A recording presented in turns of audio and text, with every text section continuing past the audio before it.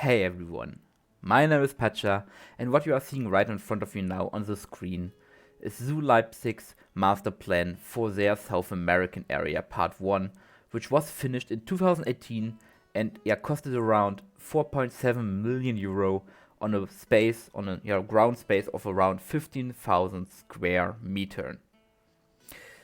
And this, my friends, is the rendition of that area right here in Raven Creek, in its beginning phase. And this is the same area around 1.5 weeks after I started working on it. I know it might look a little bit complicated and you don't really know what you're looking at with all the different fences and paths going all across this area. So let me give you a small tour of the whole place, and then you maybe know what to expect, what might come in the next weeks and months, maybe even what the next videos will have in store for you with Raven Creek's new South American extension to their park. And I'm really excited to show you my plans for this area. So let's start right in. As you might already see, this place is unfinished. It is really unfinished. It is in basically the first steps of building everything. The only things that I have done so far are putting all the fences up, putting all the paths up, and marking where all the buildings are. But I still want to give you guys a tour of this area so that you can know what to expect, and you maybe also can tell me some of your wishes, how you want to see and how you want to experience this area in the next couple of weeks. So we are here at the beginning of the new area in this little ditch down behind what will be in the future American bison and pronghorn antelope habitat, and the whole rest of this area is already basically planned out, but I don't want to talk about this today. We are focusing solely on South America. As you maybe already saw in the pictures, in the above pictures, on the left side we have our wetlands area that we built last year. Behind there is the bridge, and this now is a new extension to Raven Creek, focusing on the animals and creatures from South America. So before we go on this little skywalk, we have a path to the right, and one thing I also need to explain is that this area is basically split into 3 parts, maybe also 4 parts, but 3 main parts focusing on different biomes or areas of South America. Funnily enough, they are all starting with a P. I'm taking this directly from Zoo Leipzig's master plan. They also named their areas that way. And we are starting down here in Patagonia on their Patagonian exhibit. Then we move over to the Pampa, so to the grassy prairie-like lands of South America, and we end in the Pantanal, the biggest wetland biome in the world. So when you're coming down here, you can either of course go straight away on this on the little elevated path, or you can go to the right where you have another view to the bison area, or you get your first view at the first exhibit, which is the Patagonian exhibit, so the little bit more drier, mountainous, little more cold exhibit. And you are seeing this right. I'm having emus in here. Now you might say, hello Pacha. I maybe slept in 1 or 2 biology and geography classes in school, but I know emus are not from South America, and that's right. The llamas are from South America, but the emu, of course, is from Australia, and that had a reason that this area should normally feature rheas. Rheas, if you don't know, are also an ostrich-like bird, like the emu, like the cassowary, or of course like the ostrich, but we don't have a greater rhea in the game right now. But I still want to feature these 2 animals in here, or at least I wanted to feature the llama or alpaca in here, and also a bird. So I decided to go for the emu because it looked the closest to a rhea. If we ignore the blue neck, the bright blue colored neck here, then of course it gets really much close to a rhea. And if we ever get a rear in the game, I of course will swap them out for that. But I haven't built for the emu in the past when the grassland DLC dropped, so I decided I give it a chance with this one. So this will become the new, Patagonia exhibit. We have, of course, this viewpoint here, but if we go more in this direction, there will the staff path starting. We also have this viewpoint here on a lovely water area, which separates us from the animals. And we can already see a little bit of a building in the background behind this mud wall. By the way, you can also download these mud walls or the pieces for this mud wall. I will put a link to my workshop and to this mud wall down in the description if you want to have them yourself. And yeah, this will become a more grassy and sandy area with lots of rocks, a small couple trees here and there, but other than that, more a hilly area for, of course, these animals that live in the mountains. If we then follow the path around, we get, of course, something that I will show at the end, and then we get to this little viewing area, and then we start with our elevated path. And you can see another thing that I built. I built a lot of different barriers and fences for this area, a lot of new things, and you can see these things here, which are meant to represent hot grass. If you don't know, hot grass is a technique used in zoos, but also I think in gardening, to prevent animals from getting to an area. They are not as big as that in real life. They're basically little fake grasses made out of hot wire, of electric wire, that prevents animals from going over them or between them. And since these are among the smallest pieces in the game, I try to replicate that with these pieces. And to stop them from getting too close to the path here and too close to the visitors. And this is the first area, and then we go up this path, which is surrounded or framed on both sides with these nice log palisades here to prevent anyone from sneaking over the top, as you can see, and seeing the staff path here. There will be a lot of information material here, a lot of education materials, maybe some one or two things for the kids to play. And you can already see you get a nice view about what's to come in the following path. And we get to our first look into our second exhibit. This is the Pampas exhibit, which is something like the South American prairie, the more wet prairie lands, which will feature, as you can see, the maned wolf and the giant anteater. Two animals that are often put together in habitats, as I have the feeling. And as I saw in a lot of zoos, and as you can all see, there is something down here. They can go down under the path to another side. And this will be their habitat. You can also see some entrances here to a backstage area. But also, as you also saw, there seems to be a tunnel here, and if we have a sneak peek above this area, you can see another backstage area that connects to this habitat, which will be the backstage area for the maned wolves. The anteaters, in fact, are meant to go in that backstage area here. You can also see a fence that connects to that area. We will look at that later. And if you follow the path along, we see for people who know my videos or my live streams, who know that I like to plan out things and plan out buildings using plaster pieces. So you have to imagine that this will be a building that is connecting here, a building that the guests can enter, which will most likely be like a little bit of an education room, maybe a little of a classroom for school classes, and which will sit above the backstage area for the maned wolves and another animal. So this will become later a little bit of a hut, a little bit of South American themed hut, like you see in these little villages. So this is the plan for that. And you then, of course, get to the bigger viewing area here, which, where you can see the animals in full display, running around, playing. You have to imagine this with a lot of grasses, a few trees, but a lot of grasses, a lot of short grasses. You're really trying to replicate the area these animals are from in South America, where these animals live and thrive and love each other.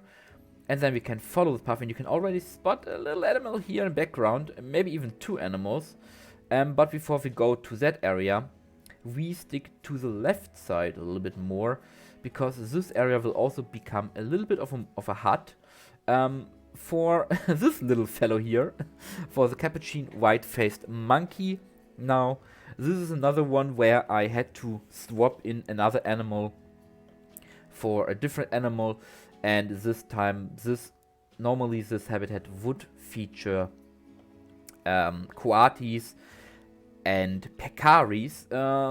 Sadly enough, we don't have any of these two. We don't have peccaries in the game, we don't have coatis, and until we might get them, or at one point maybe I will put in mods once development of this game is over, then I might consider putting in mods. I will place in or swap them in for the capuchin monkey, which will have a little hut here where they can go inside, which will be basically modeled after a small store in a South American village. So when it's cold, the monkeys can go inside and play inside here, so that the guests can still visit, still see them, but the animals don't have to go outside. There will also be a lot of rope bridges going around here, going over the visitor path for the monkeys to climb around. So, and also, we're getting slowly into the more lush sections of the zoo or this area, with lots more trees, lots more foliage, high foliage. So this will be that. We are going a little bit up here, and we're getting another viewpoint of the anteater exhibit. Also, we get a nice cross view here with the bison in the background, and we can't even see the llama and emu exhibit, as it is basically hidden behind the mud wall. So a nice bit of a panorama view with the bison and the rest of the zoo here in the background. But if you look to the left, we have our basically final big exhibit, the Pantanal exhibit, the swamp exhibit, with the Baird's tape here and the capybara.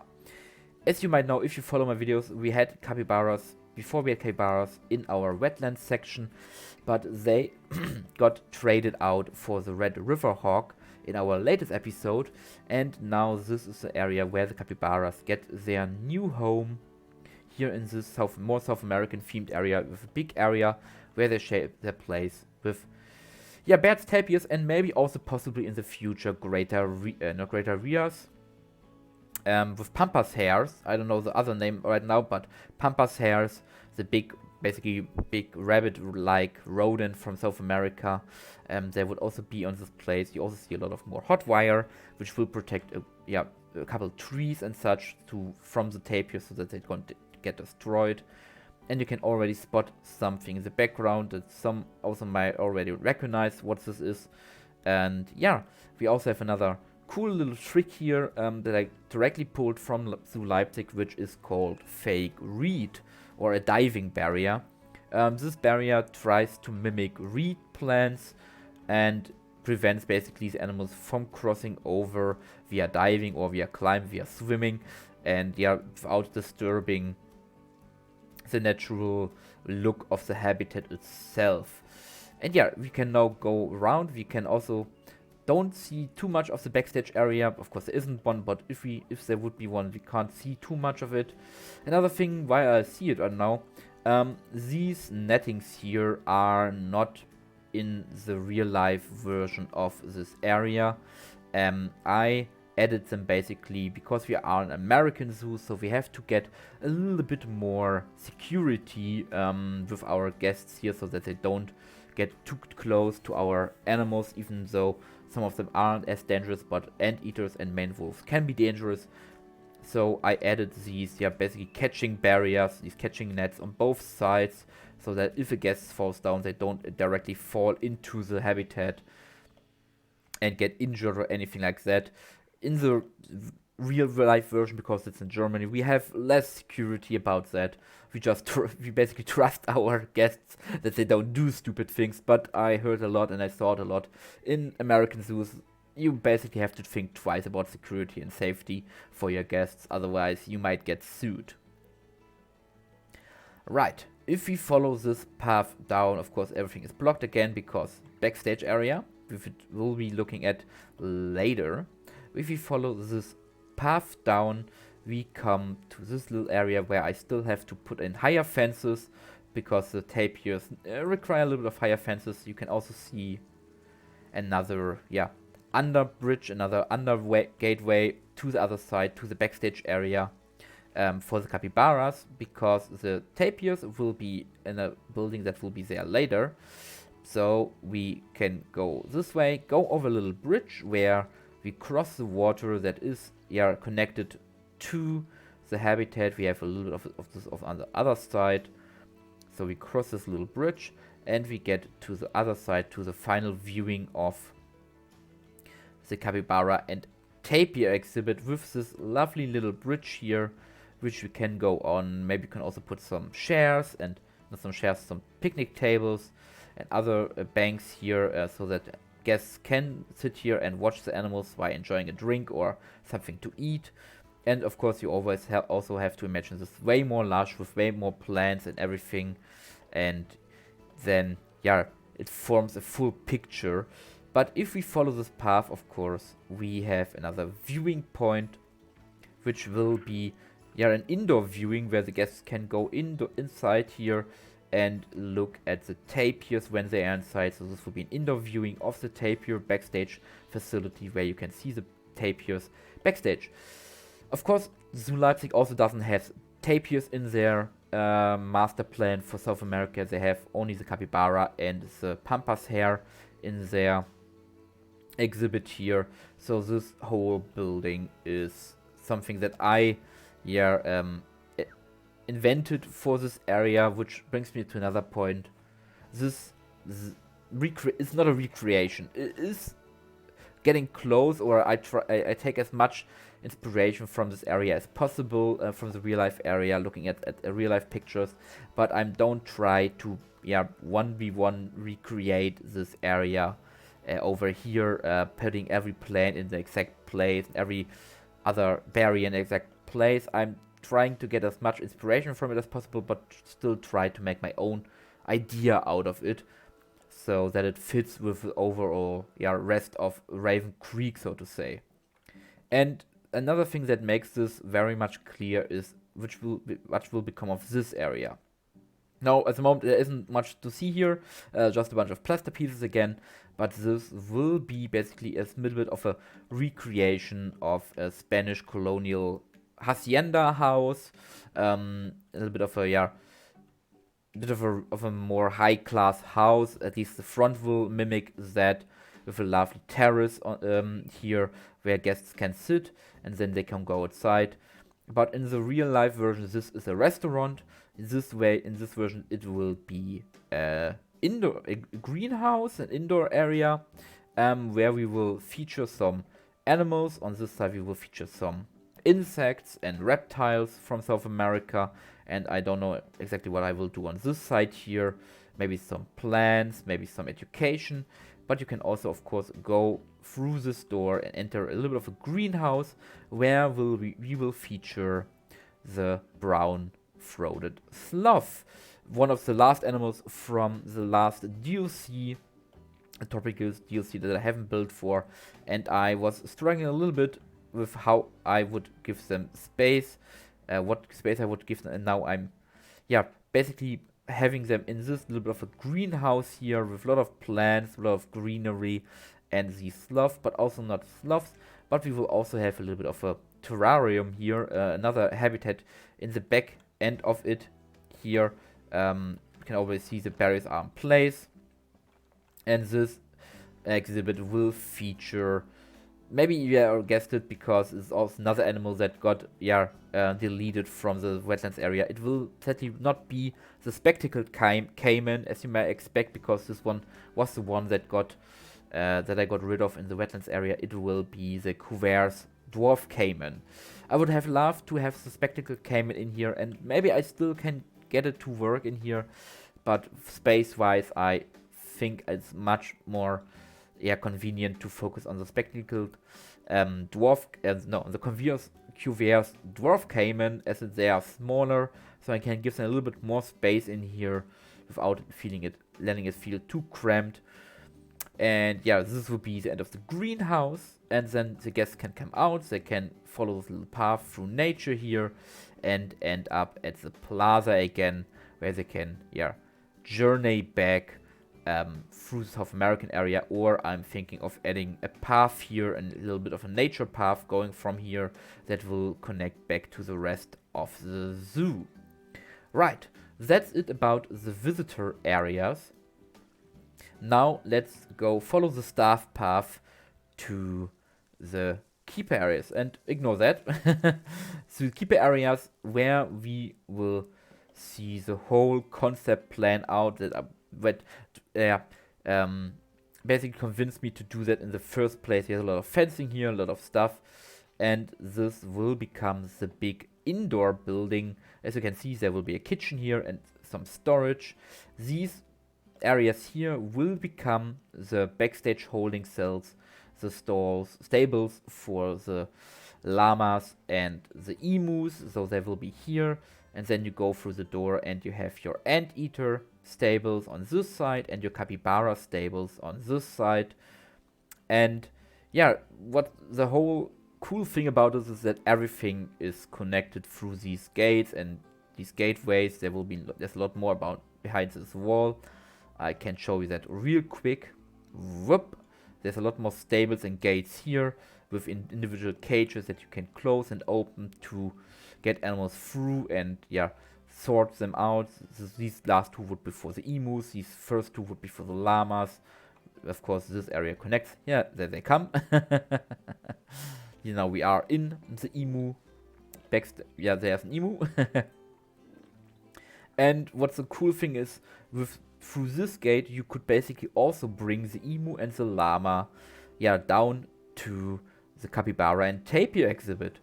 Or you could bring the tapir and capybaras over to the emu and llama exhibit. Or you could even go as far and bring the capybara, the tapir, the emu, and the llama down here, over here, through this door to the area of the anteater and the main wolves. There's another gateway and entrance point here where you could bring the emus down into the anteater and main wolf exhibit. So all exhibits basically are connected apart from the capuchin monkey one. I can show you another view of this in the air, so you can see these gates here and that these are connected, everything here is connected. So all these three main exhibits basically are all connected. You can interchange all the animals between each other. You can also open a gate here if you want to connect these two parts. The only thing that isn't connected, as I said, is this area to here, or to the rest of here. This is a separate area.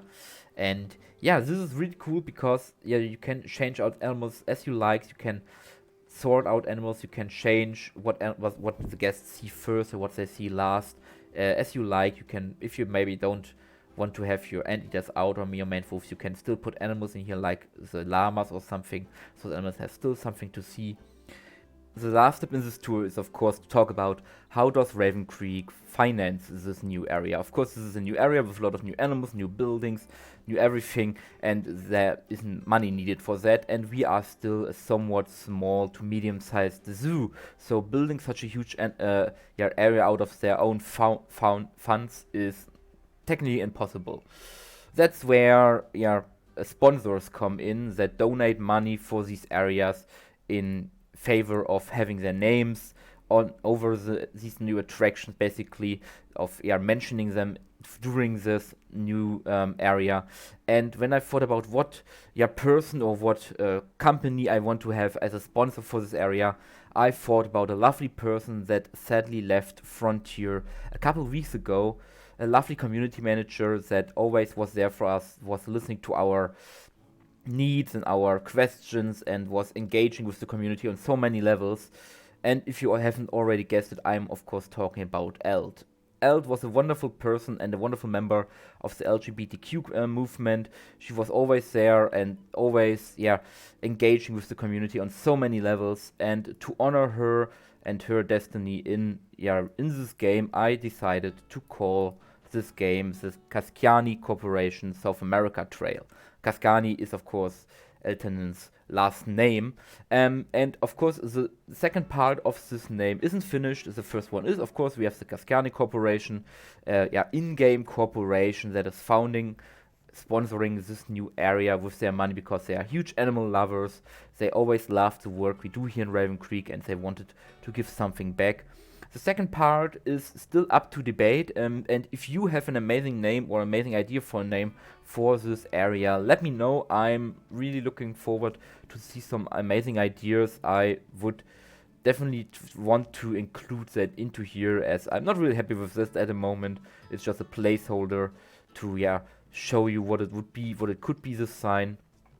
And I hope if you maybe watch this video at some point in the future, thank you for everything you did. Thank you for being with us over the last years and playing this game with us, developing this game with us. And I hope you have as much luck in your future jobs and companies as you had with Frontier. And I wish you all the best. And to you guys, I hope this little tour, you liked this little tour. It was something different. I know there wasn't that much to see, as there's a lot of still in development, and I still have a lot to do to finish things up. And let me know what you like to be future videos about this area. Would you like more speed builds in this area of maybe the different habitats to see how they develop via speed build, or do you want regular tours of this area via the different stages of this development? What you want to know, what you want to see, how you want to see the development of this area, let me know. And I hope you liked it, and if you do, maybe consider giving this video a like, and if you feel very happy, maybe also consider subscribing if you haven't already.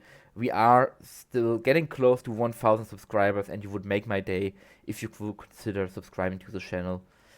And I hope you have a great time. I hope you are again here next week for a new video, and until then, stay safe, have, as I said, a great time, and bye bye everyone.